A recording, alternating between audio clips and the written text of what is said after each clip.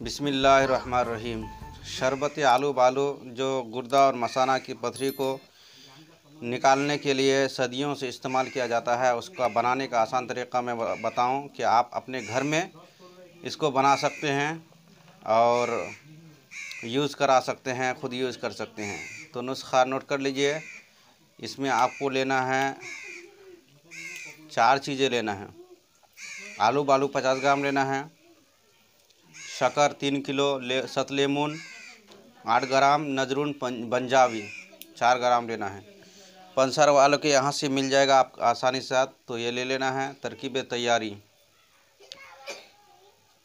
तैयारी यह है कि आलू बालू को नीम कूट करके यानी हल्का कूट पीस करके रात को 6 गुना यानी 300 ग्राम पानी में भिगो कर रखें। सुबह को आग पर पकाएं।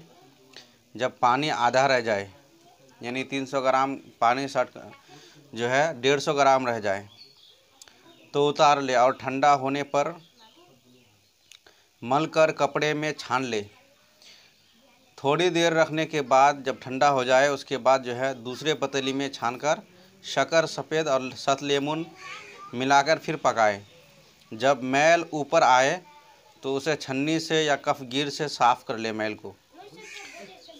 जब क़िवाम दुरुस्त होने के करीब पहुँचे तो नजरून पंजाबी थोड़े पानी में घुलकर मिला दें और क़िवाम दुरुस्त होने पर यानी जब वो क़िवाम दुरुस्त हो जाएगा, शरबत दुरुस्त हो जाएगा होने पर नीचे उतार ले और कपड़े में छान ले।